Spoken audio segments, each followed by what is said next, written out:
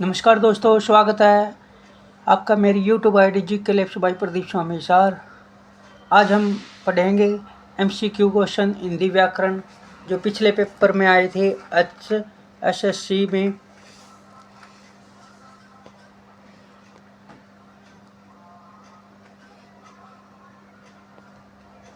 तो शुरुआत करते हैं हिंदी का क्वेश्चन नंबर 1 से। पर्यायवाची शब्द का सही चयन कीजिए। इसमें पर्यायवाची बताना हमें कौन सा है।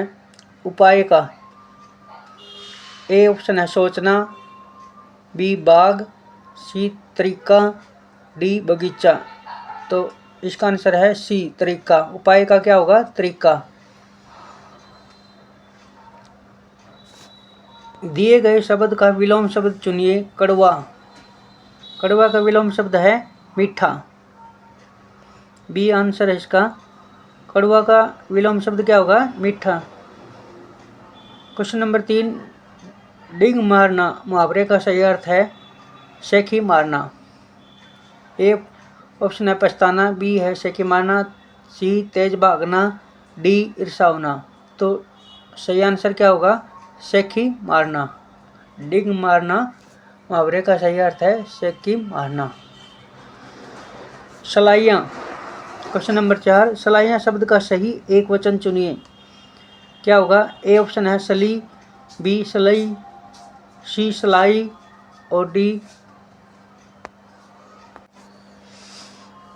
सलाइयाँ। सलाइयाँ शब्द का सही अर्थ है सी आंसर है सलाई। सलाइयाँ शब्द का सही एक वचन शब्द चुनिए। सलाई। छुट्टी शब्द का सही बहुवचन चुनिए। छुट्टी शब्द का सही बहुवचन बताना है हमें छुट्टियाँ। ए आंसर है छुट्टियाँ। और यहाँ पे जो चंद्र बिंदु लगेगा छुट्टियाँ, यहाँ पे क्या है? चंद्र बिंदु लगाना है। छुट्टी शब्द का सही बहुवचन है छुट्टियाँ। आगे है वाक्य के कितने भाग होते हैं? ए आंसर 4, बी 3, सी 2। तो सही आंसर होगा 2। नेक्स्ट क्वेश्चन है निम्न में से कौन सी जीवनी है? ए आंसर है हवा में तैरते हुए, बी स्मृति के झरोखे में। तो राइट आंसर है बी स्मृति के झरोखे में। यह है जीवनी। दिए गए विकल्प में स्मृति के झरोखे में बिंदु अग्रवाल द्वारा रचित जीवनी है जिसमें भारत भूषण अग्रवाल के जीवन की कथा है। औरंगजेब की आखिरी रात एकांकी के रचनाकार कौन है? तो इसके रचनाकार है रामकुमार वर्मा। सी आंसर है रामकुमार वर्मा। दिए गए विकल्पों में औरंगजेब की आखिरी रात की रचनाकार रामकुमार वर्मा है। यह एकांकी है। सुरसागर के रचनाकार है सूरदास। सी आंसर इसका। सुरसागर के रचनाकार कौन है? सूरदास। सूरदास बचपन से अंधे थे और वो एक प्रसिद्ध लेखक हुए हैं।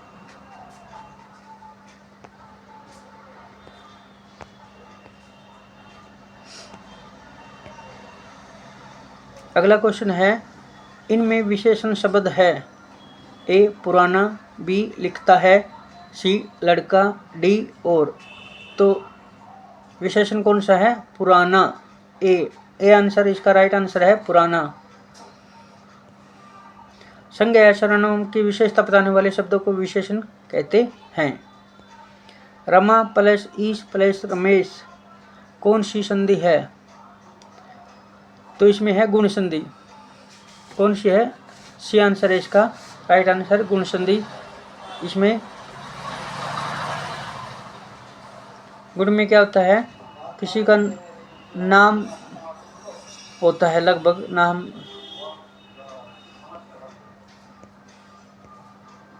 जैसे नरेंद्र, नरेश, महेंद्र, महेश, ये नाम है ये।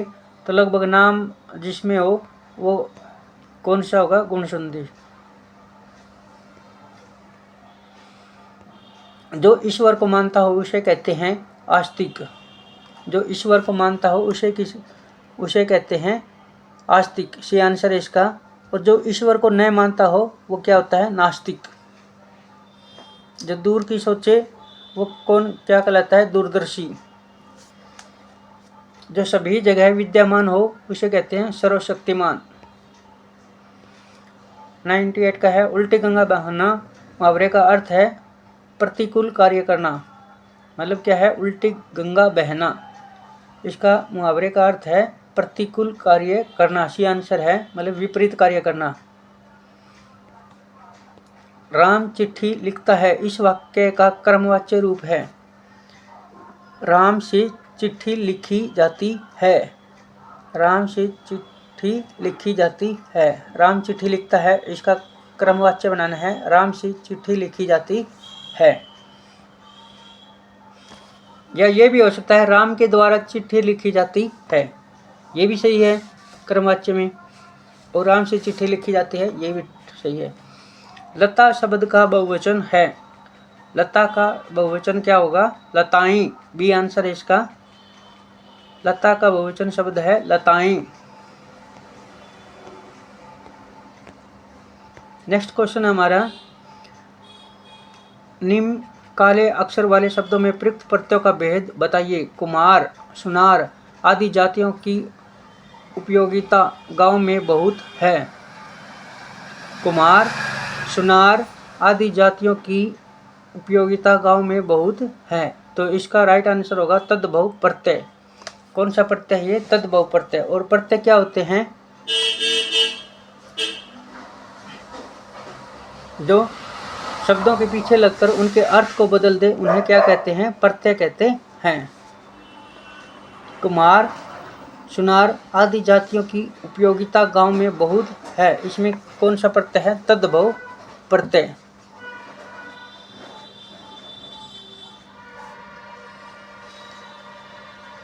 कौन सा इसमें? तद्भव प्रत्यय। तत्सम शब्द क्या होते हैं? तत्सम प्रत्यय जो संस्कृत में जो के त्यों प्रयोग किए जाते हैं, वो वे शब्द जो संस्कृत से हिंदी में जो के त्यों प्रयोग किए जाते हैं उन्हें तत्सम शब्द कहा जाता है। और तद्भव शब्द क्या होते हैं? उसका थोड़ा परिवर्तन करके लिखा जाता है, उसको क्या कहते हैं हिंदी में? जो संस्कृत से लिए जाते हैं और थोड़ा परिवर्तन करके लिखे जाते हैं हिंदी में, उन्हें तद्भव शब्द कहा जाता है। वैसे ये तद्भव प्रत्यय है।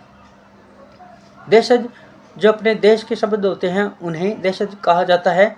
और विदेशी जो विदेशी भाषाओं से शब्द लिए जाते हैं उन्हें विदेशी शब्द कहा जाता है।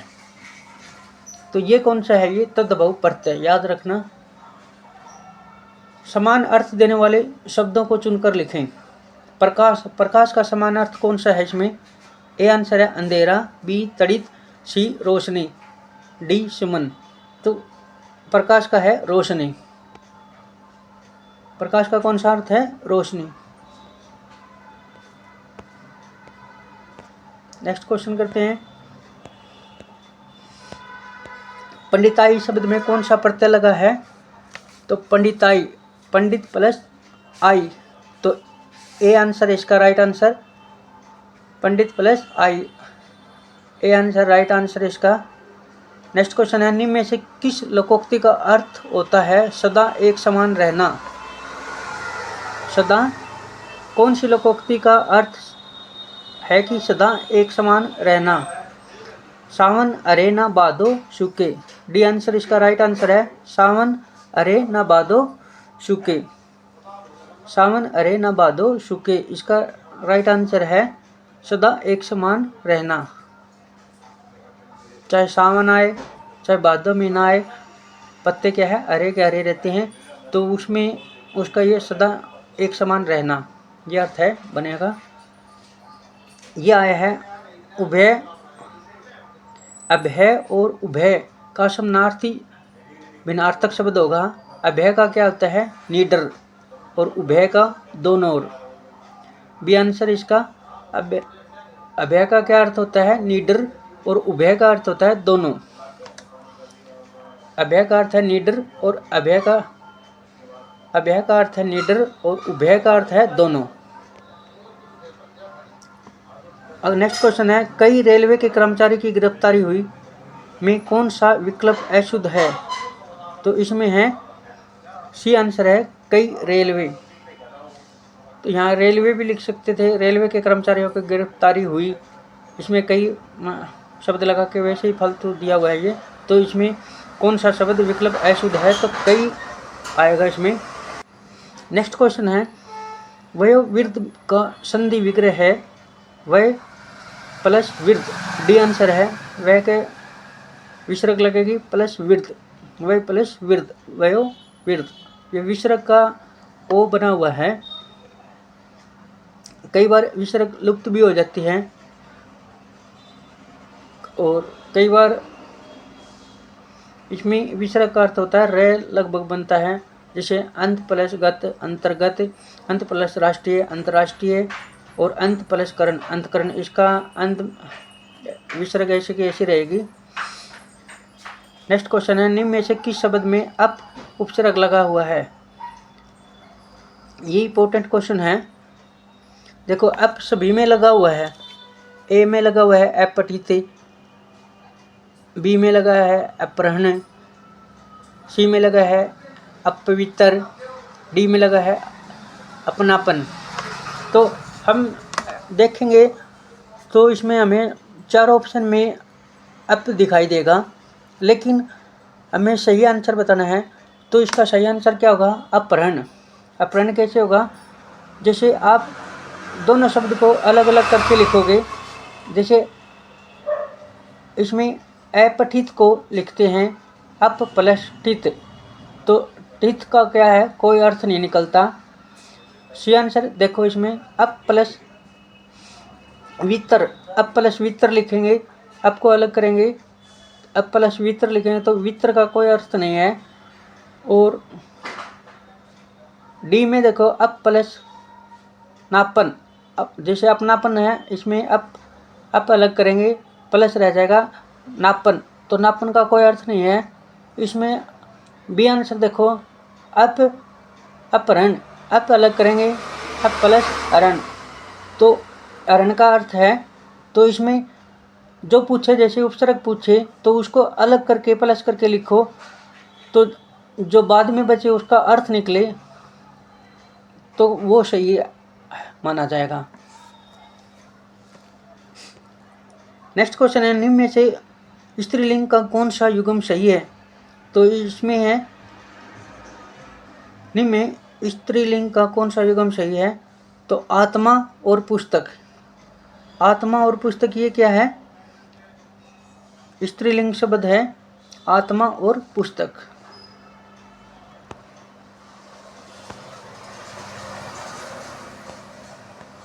नेक्स्ट क्वेश्चन है वृक्ष शब्द का बहुवचन रूप है वृक्ष, बी आंसर इसका राइट है। वृक्ष को वृक्ष ही लिखेंगे, इसका कोई बहुवचन नहीं है। गाय डेश है, इसमें बताना है कौन सा शब्द आएगा। ए गरजती है, बी टराती है, सी रामती है और डी कूकती है, तो गाय रामती है। हाथी शब्द का स्त्रीलिंग रूप है आथिनी, बड़ी की मात्रा आएगी आथिनी, ए आंसर इसका राइट आंसर है। शोषक शब्द का विलोम रूप है, शोषक का हमें विलोम बताना है, तो शोषक का क्या होगा, पोषक, ए सी आंसर इसका सही है। शोषक का क्या होगा, पोषक।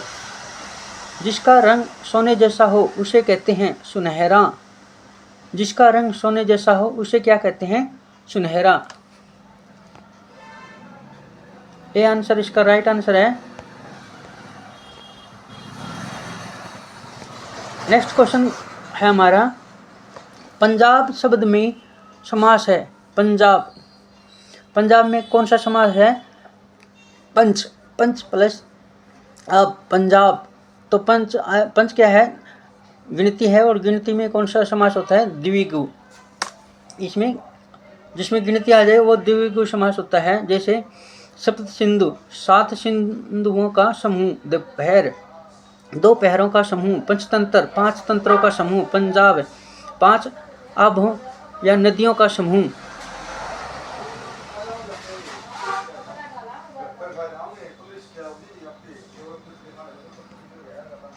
नेक्स्ट क्वेश्चन है, जो सहन न किया जा सके, एक बार ये पढ़ेंगे।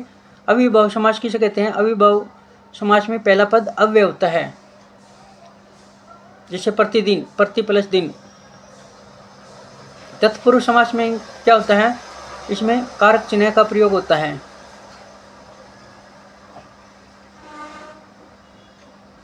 और बहुब्रीहि में क्या होता है? बहुब्रीहि में जिसका या जिसकी शब्द का प्रयोग आ जाए तो बहुब्रीहि कहलाता है। विग्रह करते हुए जिसका या जिसकी आ जाए तो बहुब्रीहि समास होता है। जैसे पीताम्बर, पीले अंबर है जिसके। नेक्स्ट क्वेश्चन है, जो सहन न किया जा सके, इस वाक्यांश के लिए सही शब्द है। जो सहन न किया जा सके, ऐसा है, ऐसा है। जो सहन न किया जा सके, ऐसा है। नेक्स्ट क्वेश्चन है, सोना शब्द का डी आंसर होगा इसका 58 का। सोना शब्द का प्राय नहीं है 59। सोना शब्द का प्रायवाची नहीं है, इसमें सवर्ण ए आंसर। सुवर्ण होगा, सवर्ण होगा, एम होगा, ये तीनों राइट है। ए आंसर नहीं है इसका।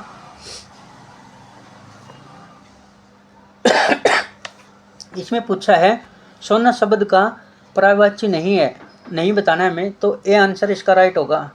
सवर्ण ये नहीं होता। क्या क्या होते हैं? कनक, एम, कुंदन, तपनीय, महारजत, सवर्ण, सुवर्ण ये होता है इसकी। निम्नलिखित में से कौन सा शब्द वर्तनी अशुद्ध है? अशुद्ध बताना है इसमें। ये डी आंसर होगा इसका, उज्ज्वल। उज्ज्वल में क्या होता है? जो जय है ये डबल जय आएगा और दोनों जय क्या आएंगे? छोटे आएंगे। 61 है, निंदा शब्द का विलोम होता है स्तुति। निंदा शब्द का क्या है? स्तुति। निम्नलिखित में से कौन सा शब्द तत्सम शब्द है? विवाह। डी आंसर इसका तत्सम शब्द विवाह। विवाह शब्द तत्सम है। तत्सम का अर्थ है उसके समान या जो के त्यों, तत् उसके समान। किसी भाषा के मूल शब्दों को तत्सम शब्द कहा जाता है, जैसे विवाह, अमृत, अन्न, कौष्टिक, गोधूम। नेक्स्ट क्वेश्चन है, नाराज होना के लिए कौन सा मुहावरा है? नाराज होना, मुंह फुलाना। बी आंसर इसका राइट आंसर है, नाराज होना, मुंह फुलाना। निम्न में से कौन सा शब्द तद्भव है? तद्भव शब्द बताना इसमें, तो डी आंसर है इसका, होठ। तद्भव क्या है? होठ।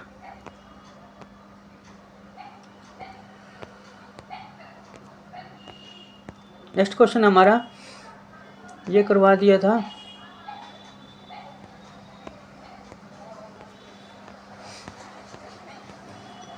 एक सही 1/2 को हिंदी में कहते हैं।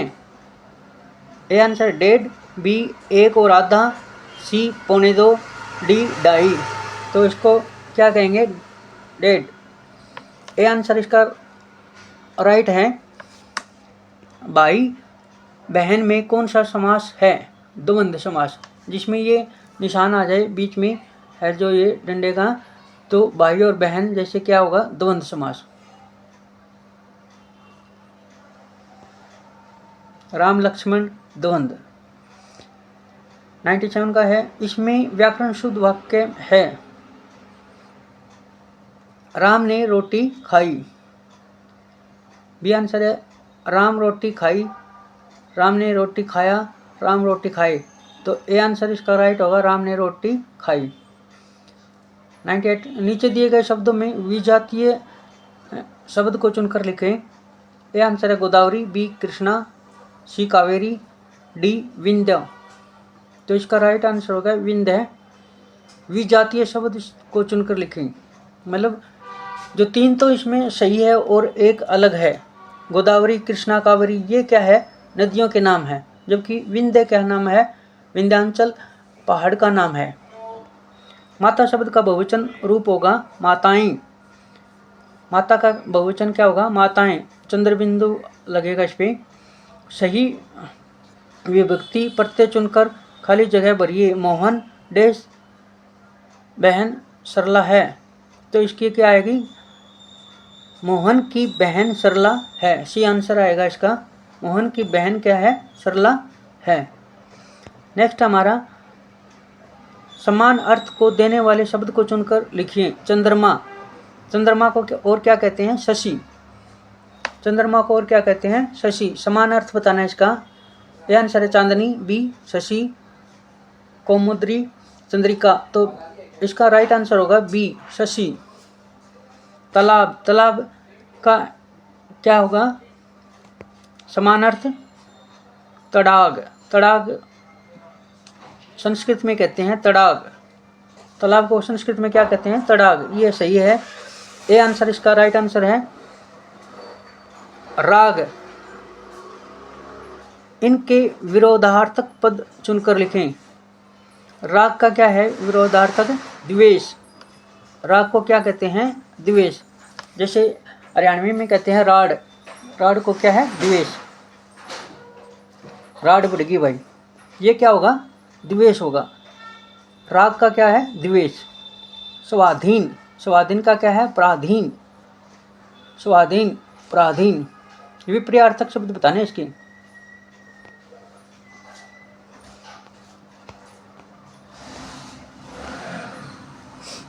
तो दोस्तों आज की हमारी क्लास यहीं पे समाप्त होती है। आपको ये क्लास कैसी लगी कमेंट करके बताना।